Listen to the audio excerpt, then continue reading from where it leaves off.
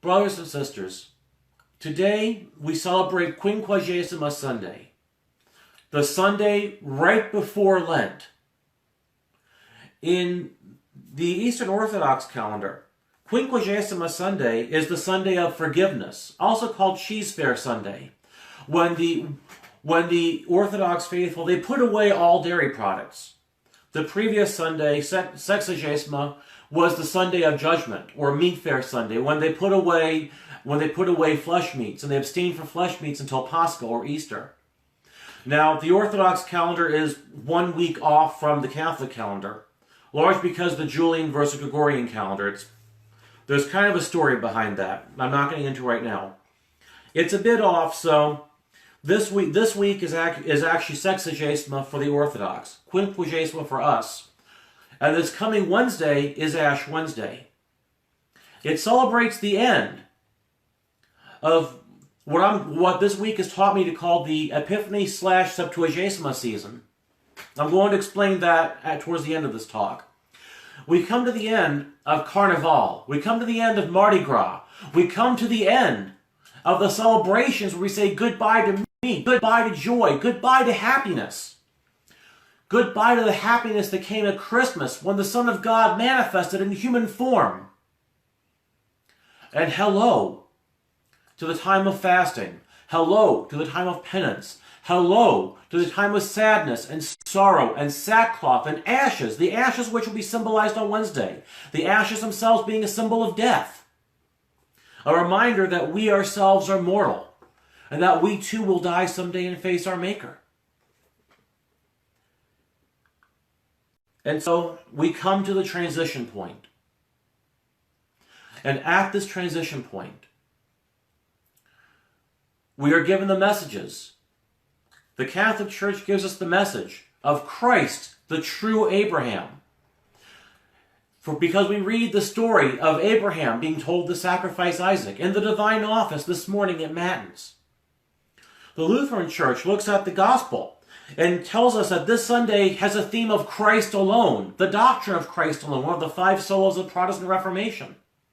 As with the past 2 Sundays, I do not believe that these themes are incompatible. I believe they complement one another. And then finally, my own reading, as I read the epistles for these Sundays, today we have the virtue of charity, or the virtue of love. In fact, today's epistle, if you attend a lot of weddings, you probably heard this read to death. And it's probably the most out-of-context use of a biblical reading I've ever heard. This gets read a lot at weddings. And the Novus Ordo even says to read this as the second reading, or the epistle at wedding ceremonies. Totally out of context. Paul is not talking about husband and wife.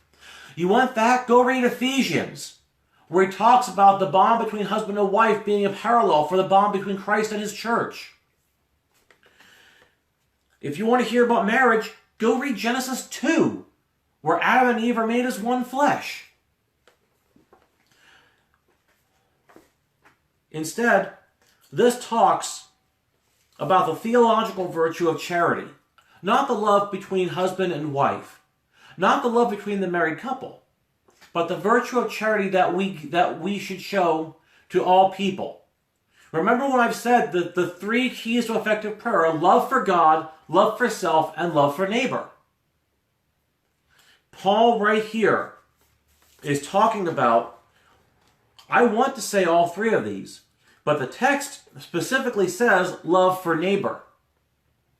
That's what he's talking about here. So yes, it irks me when I see this text read at weddings because it is an example of the scriptures being taken out of context.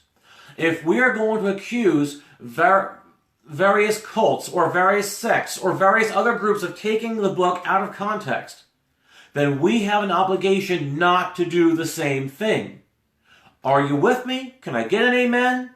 I probably won't, because there's probably some lag between me saying this and the time you hear it. Theophilus says, Paul and St. Augustine have so many great sayings about love. Yes, they do. And I'm going to encourage you to read them. But moving on with this, I'm getting ahead of myself. I want to start And I want you to notice, okay, this year I'm doing kind of a 101 level talk where I talk about all 3 themes and I give a survey of the themes. In following years, I'm going to pick one theme and do a deep dive on it. So, here's the introduction, here's the survey. The idea of Christ the new Abraham, or Christ the true Abraham to be specific. This is kind of an interesting one. It almost tacks on with Christ the new Adam, and it kind of tracks. And here's why. The idea of Christ the new Adam is that through Adam's sin, all humanity fell. Yet, through Christ's death, all humanity had the chance to be uplifted.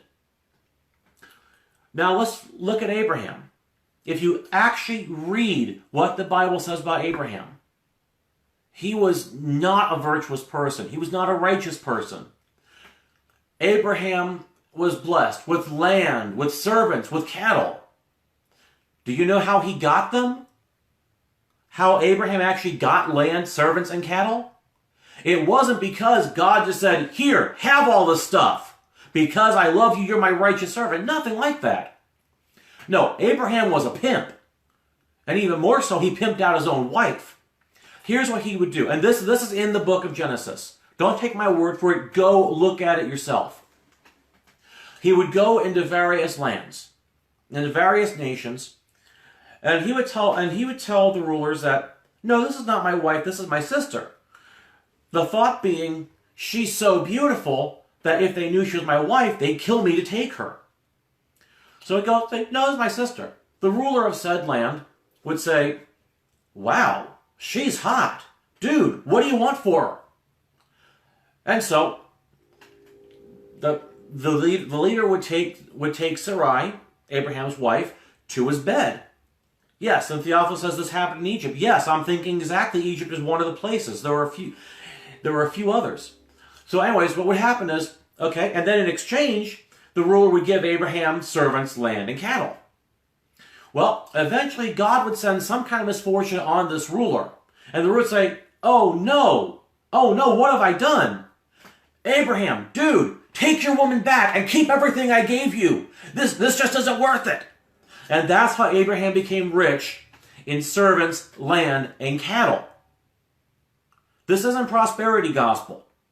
This isn't prosperity gospel at all. This is underhanded trickery. In fact, most of the great figures in the Old Testament were underhanded tricksters.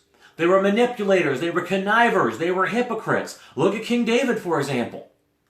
He got the throne because he manipulated Saul, and then he manipulated the Philistines. He actually joined the Philistines for a while. He manipulated his way to the throne. Solomon was a horrible ruler. This is why the 3rd book of Kings begins with the people saying to Solomon's son Rehoboam when he becomes king, look, your father Solomon, he was a harsh taskmaster to us. Please lighten the burden he's put upon us. And Rehoboam's advisor said, do what the people say. Rehoboam said, nope, I'm gonna put the boot to you. This is why Israel separated into Israel and Judah. So the great men of the Old Testament, they were usually a bit off. They weren't virtuous. They may have found virtue later, but they weren't virtuous in and of themselves. And I'm not saying this to put anybody down. I'm not saying this to encourage stereotypes. I'm not saying this as any sort of thing. I'm saying this because it's a lesson. It invites us to a lesson. It's a lesson that even though these people may have had habits that we moderns consider horrible, God still loved them, and that none of us is perfect. None of us is perfect. We all have our flaws. Some of us, our flaws may be small. Others, our flaws may be great. Lord knows I've got mine. But, flawed or not, righteous or not, horrific or not, we have the method to overcome the flaws. And I'm not talking some accept Jesus as your personal Lord and Savior and be saved type of salvation. I'm not even talking about salvation. That's soteriology. That's a whole other thing. But we have the way to do this. The epistle tells us the theological virtue of love, which I have constantly in the past defined as understanding. There's an intellectual love and there's an emotional love. Emotional love, it really just means one thing. Emotional love means excruciating pain when somebody you love is gone. And then you ask yourself, if I had this to do all over again, would I? I might do a few things different. But yes, I totally would. No matter how much it hurts, no matter how much it may be hard to be keeping on. I would do it all over again if I could. And if you're not going to say that, say, after a breakup, the chances are you may not really have loved the person. You may have had an emotional attachment to this person, but it's not the same as love. That's emotional love to me. Now, your mileage may vary. I admit, I'm not a very emotional person to begin with. So your mileage may vary. But to me, I've said before, love is the understanding of a person. Understanding who a person is. Understanding where a person comes from. Understanding how to reach out to a person. It's almost Sun Tzu 3:18. But when I know my enemy, when I understand my enemy, that's when I love my enemy. And when I love my enemy, I'm able to get into my enemy's head. So this love, it can be used for two purposes. Everything can be used for two purposes. Every virtue, when taken to extreme, becomes a vice. Those of you who've studied Kabbalah will know the tree of the Sephiros are virtues, the tree of the Kalpas are the vices that are those virtues taken too far. And in the case of love, which includes understanding, which includes tolerance and all that wonderful stuff we hear about, talk about in our own time. In the case of love, the kelapa of love, of chesed, is the toleration of destruction. That's love taken too far. So the idea is not to have a stupid love. And the love that was expressed in the almost sacrifice of Isaac, for example. Abraham was not virtuous, but Abraham did have a love for God. And now, it's kind of, okay, my best friend, all right? I can't say she's Jewish because her father was Jewish, her mother was Goy. Her mother was German. But her father, okay, I mentioned the business, a Jewish-owned business where I worked for 7 years. Okay, her father was the owner. And religion and politics were discussed very openly there. It was actually pretty fascinating. But one thing that he said about the text where Abraham was called to sacrifice Isaac is that God wanted Abraham to open up a dialogue with him and ask why. God wasn't looking for blind obedience. In fact, next Sunday you're going to hear me talk about how blind obedience is for fools and the worst possible temptation is not thinking for yourself. So I think this is a really, really good Old Testament reason for closing out the Epiphany/Septuagesima season. Because God was looking to create a dialogue with Abraham. God, in love, looks to create dialogue. Just like you, when you love somebody, are you looking to smother them? Are you looking to make them obey you? No, that's jealousy. That's possessiveness. When you love somebody, you want a dialogue. You want to know them. You want to hear them. You want to listen to them. You want to know and hear what's in their hearts. That's what God was doing with Abraham. Abraham, his love was overshadowed by his fear. But he loved Isaac. And I do believe he loved Isaac. I really do. He loved Isaac. And God asked him, do you love me enough to give up the one thing you love the most?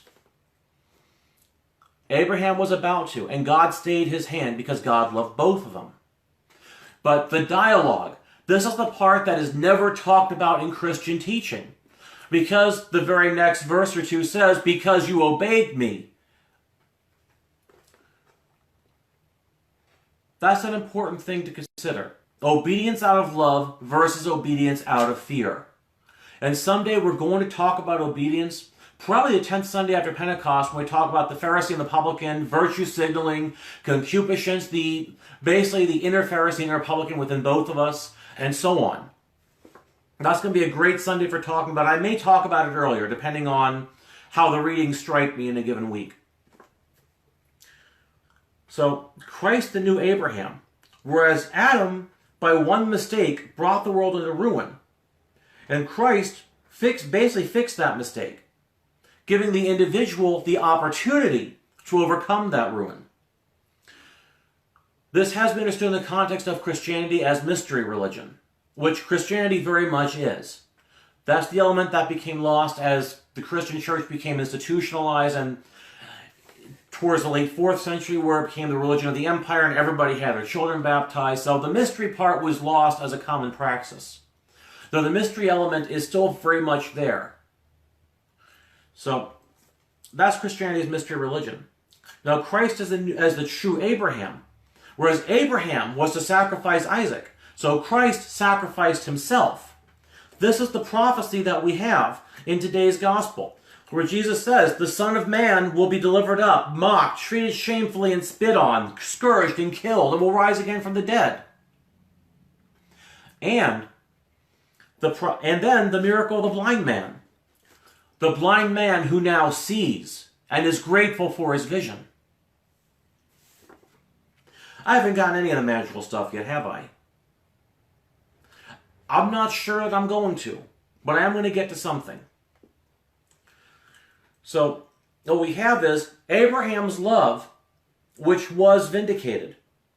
We see Jesus, who is now Abraham the sacrificer, and Isaac the sacrificed. Abraham the sacrificer, and the ram that ended up being sacrificed in Isaac's stead. Isaac becomes a symbol for us. And this is the prophecy. In fact, this is one of the 4 days where the death of Jesus is brought front and center in the day's gospel. Palm Sunday, very obviously. Good Friday, just as obviously. Palm Sunday, we have the triumphal entry into Jerusalem and the crucifixion. 2 whole chapters are read that day. Good Friday, very obviously, where we have the crucifixion account from John. The Feast of the Sacred Heart, where Jesus is on the cross in the gospel. Longinus pierces the side of the spear and blood and water flow out. The Feast of Christ the King, where the gospel has Jesus before Pilate. And Pilate asks, art thou a king? This is right before Jesus' crucifixion. And today, which prophesies, as we end the season before Lent, the end of the season looks forward to Easter. And the man who is blind represents us. Us, when we come to know those flaws and defects in our personality, in our character, maybe in our spiritual practice, we come to know. Or us as the allegory of the cave. The person who is shackled in front of a wall and only sees shadows, and eventually is loosed, and comes to see that they're just shadows on a wall, then sees the people holding up the shadows, and then sees the sun and sees the reflection in the pond. The allegory of the cave, and then the person who comes to see the reality as it actually is, and then comes back, hopefully to help those who are still shackled, though they don't believe him. The blind man represents us, and this is where the blind man represents us, the mystics, us, the magicians, us, the spiritual practitioners, who interact with spiritual reality as it really is. And many of us come back from that reality. I'm speaking allegorically here, of course. We come back from that reality with the intention of teaching those who are ready to learn. Because those who are not ready to learn, they're going to laugh at you. They're going to laugh at you. They're not going to want anything to do with you. They're going to call you crazy or superstitious, and maybe worse things. But those who are ready to learn. And this is how the secrecy of secret traditions tends to protect itself from the public. Of course there are those who would pervert who would pervert it. There are those who pervert it for their gain. On my Patreon this past Tuesday, I'm posting it to my blog this week, I posted the Holy Angel Oracle advertisement that I talked about from 20 years ago. I posted the whole thing. I'm going to put it on my blog. It claimed to be an oracle where you can make yourself rich and powerful and have all the love you want with angel magic, and that Enochian was the language Adam and Eve spoke in the Garden of Eden. It's just, oh yeah, it's crazy. It is total crazy. I'm going to post that ad to you, and I found the table of contents for the book they were advertising. I'm posting images of that too, so you can see what's in it. So, a teaching can be perverted. A teaching can be dumbed down. It can be watered down. So that those who are not quite ready, but who want to have a new thing, like a spiritual practice of some sort, they'll take it.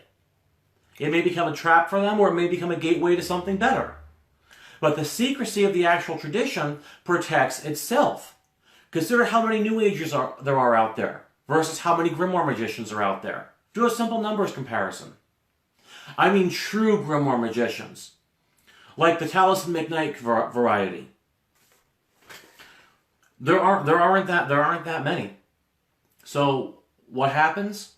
The secrecy protects itself from prying eyes by the simple fact that the prying eyes are either not ready for it, or the work is too hard for them, or they're just going to do this New Age thing, or this other dumbed down sort of thing where all you gotta do is stare at a sigil on your tablet for a few seconds and supposedly you'll get riches. Whether it works or not, I really don't care, because I'm not talking about that. I was talking about that's how traditions protect themselves. Human nature is the best protection of secrecy. But the person who comes back and finds those who are ready,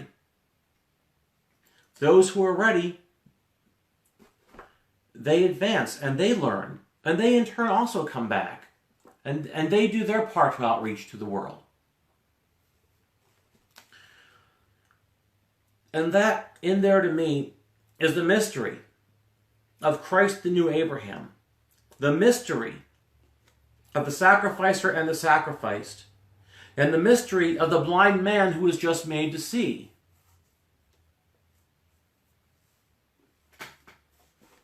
Now, Theophilus says, he said a few things. Let me see if I can get on this phone's little screen.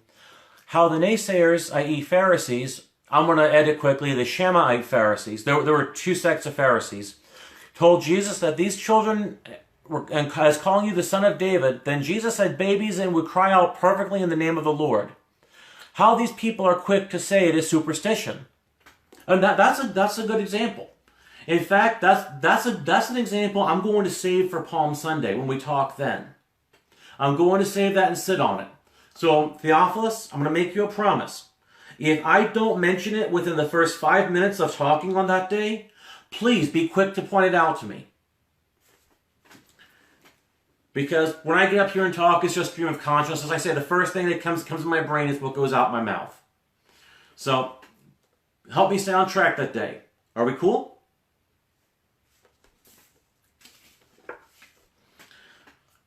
So, we have this. Where does the idea of Christ alone fit into this?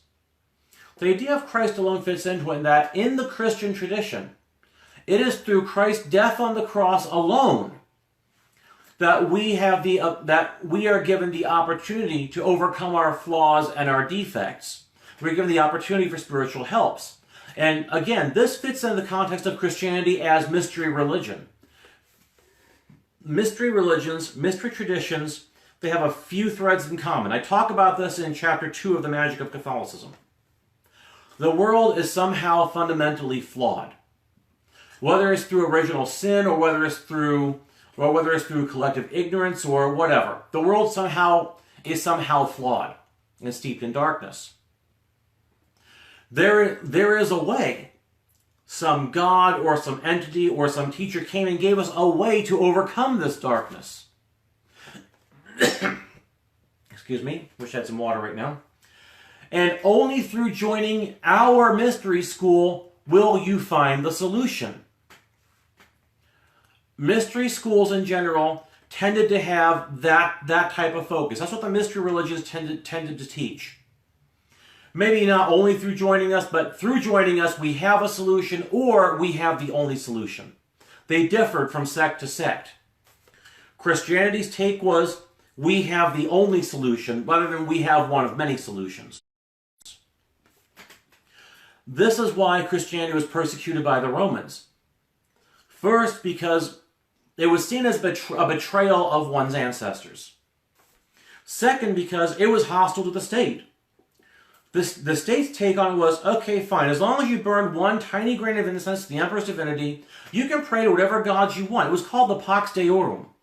The Romans offered sacrifices to the local gods of a place, or the Romans they'd syncretize, like Silus and Minerva.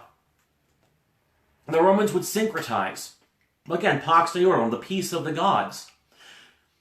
Basically, if the gods are cool with you, then you are able to rule, to conquer, and to prosper. It's somewhat analogous, though not exactly the same, as the Chinese concept of the mandate of heaven. It was important that the Romans have the Pax Deorum for the same reason it was important that the Chinese have the mandate of heaven.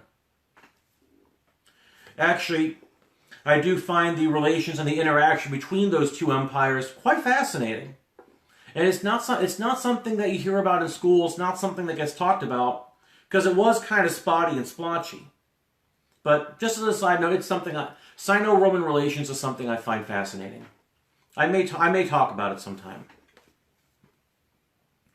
So part of the mystery religion is extra ecclesiam nulla salus. Outside the church there is no salvation, because of the doctrine of solus Christus, or Christ alone. Now, I'm not going to talk about that too much because it's pretty much outside the point. It is possible for a non-Christian to be saved outside of Christianity. It's considered to be in spite of, but it still happens. That's pretty much all I'm going to say about it right now.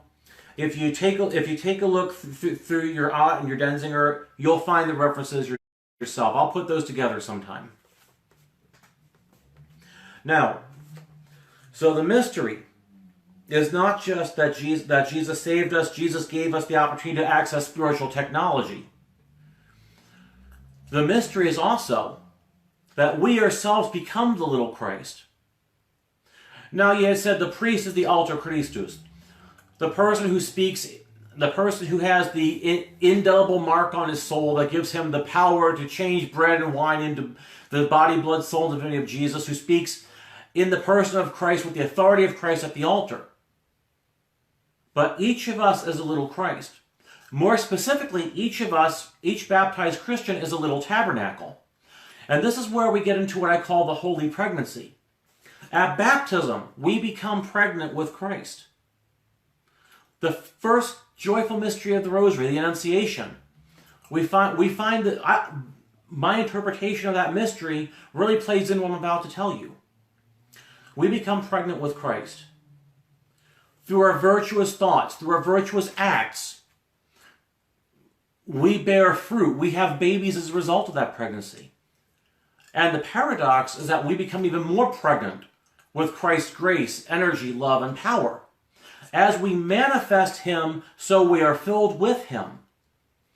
This is the secret, at least within a Christian paradigm, to spiritual work, to your daily practice, to your virtuous life, and to the practice of the moral code.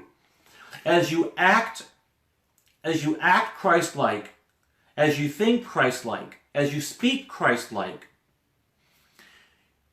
and this includes the performance of magical operations, of sacramentals, or as miniature miracles. As you do so, you become more conformed to Christ. You become more conformed to the person of Christ. The exoteric churches, they don't seem to get this. They get it to a point. Mystical theology gets this. But how many people in the pews are taught mystical theology? And as you are more conformed to Christ, you become more filled with His love and with His power. It becomes a cycle. It's not a line. It's not a linear progression. It's a cycle. It's a cyclical one. The holy pregnancy. you bear fruit from the pregnancy. Then you are filled more with the energy. The pregnancy expands. You could think of your belly as being your aura or something in this case. I'm not sure what analogy to use for that, but so make up whatever analogy works best for you. But as it expands, you become more spiritual, more loving, well, hopefully more loving, definitely more understanding, loving in that sense, and more powerful. And as you become these things, that's the mystery of Christ alone within the context of the Christian paradigm. You, as a mystic, you as an occultist, you as a magician, you as a spiritual worker, and on down the line. You, your empowerment, your spirituality, your being filled with love is bound up with the practice of your faith on both the exoteric and the esoteric level.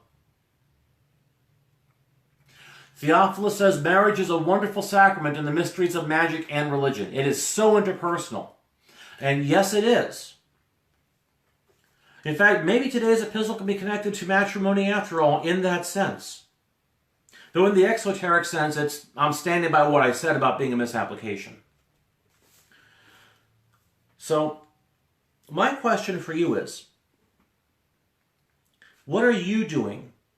You, as Christians, those of you who aren't Christian and you're watching this, whether it's for laughs or because you might get something out of it, this doesn't apply to you. But for those of you who identify yourselves as Christians, what are you doing to conform yourself to Christ? What are you doing to become more Christ-like, more spiritual, more powerful, and more of all that good stuff? What are you doing? Because it's not just saying, it's doing. And I'm not talking about activism. I'm not talking about any of that. Each person according to the best of their ability. In fact, I'm not talking about any of the secular stuff right now. What are you doing in your own individual sphere?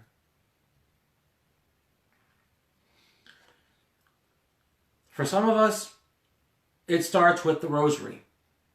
I know when I was interviewed on Logos of Raphael last week, I was asked, what is the one thing you can recommend to a person in the pews with no magical knowledge or experience that's easily accessible to them? And I said, hands down, the rosary is a complete system of training. And it's true, it is. But just praying the rosary, that's part of it because you're seeking to be filled with these virtues, the spiritual fruits, as the various textbooks tell you. What do you do with the virtues? That's what makes them stick in your soul. And what you do with that strong moral code, that's what affects your relationship, not just with your fellow man, but also with God and with yourself. And I think one of the best ways to express that virtue of love to yourself is to act so that your conscience is clean. And in doing that, that's where you grasp what a Chick tract once called the real power. Because that is the real power. That is the real power that is stressed in the grimoires. That is the real power that is stressed in any modern magical text worth its salt. That is the real power that is stressed in any text about mysticism. And in the life of any mystic and any magician ever worth their salt. That's what's stressed.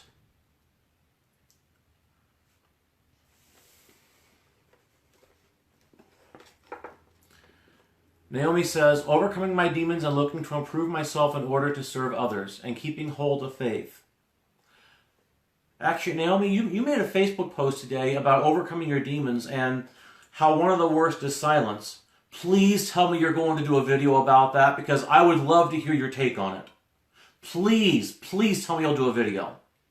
And then send me the link so I can share it and let everybody know that you did a video. I think I'm getting ready to wrap this up now because I'm about to start talking in circles.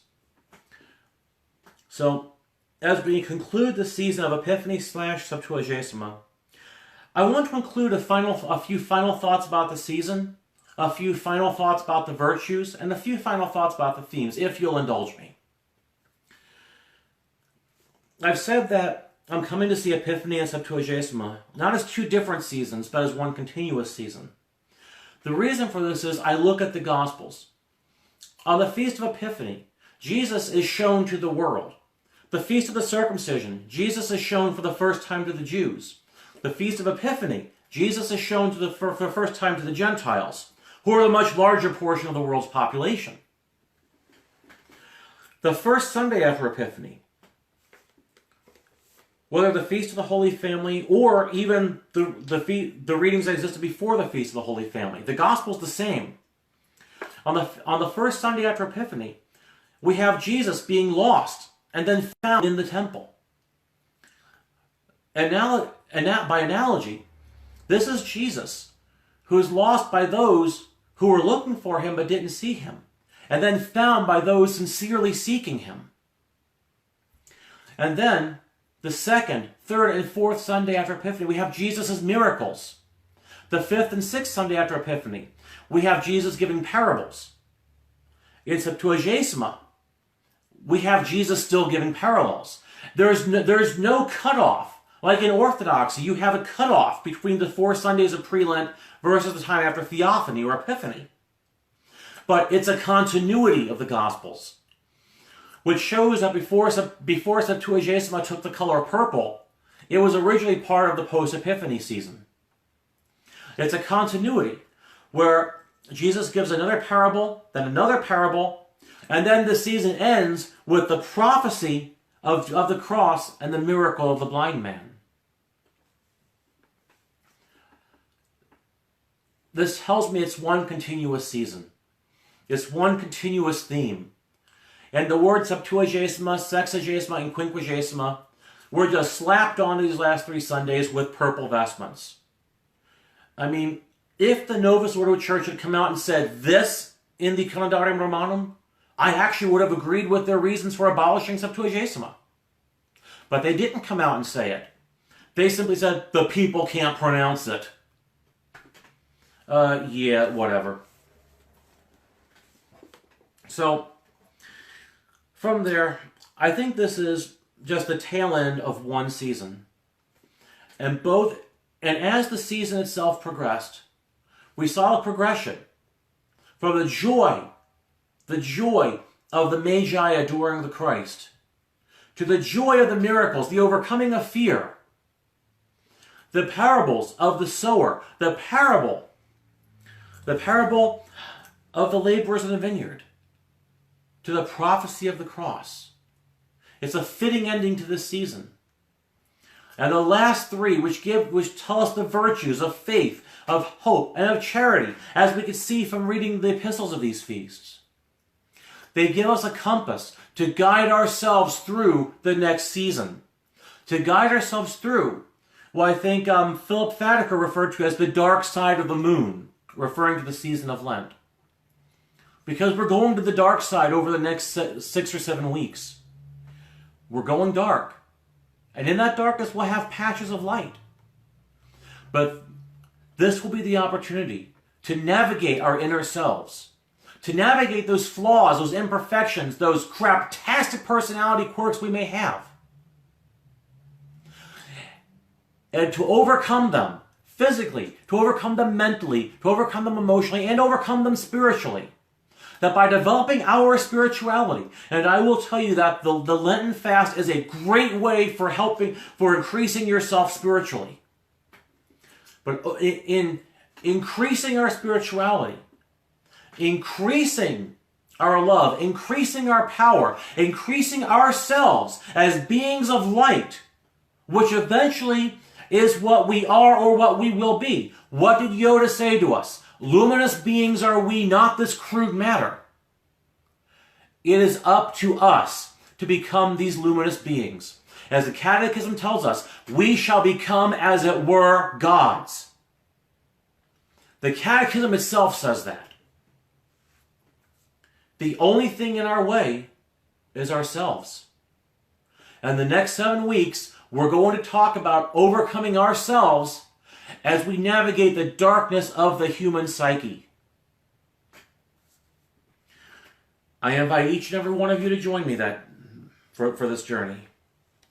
And I invite each and every one of you to join me as in this journey, the hope is that we come out with at least some part of ourselves healed, some part of ourselves made whole, and some part of ourselves made stronger.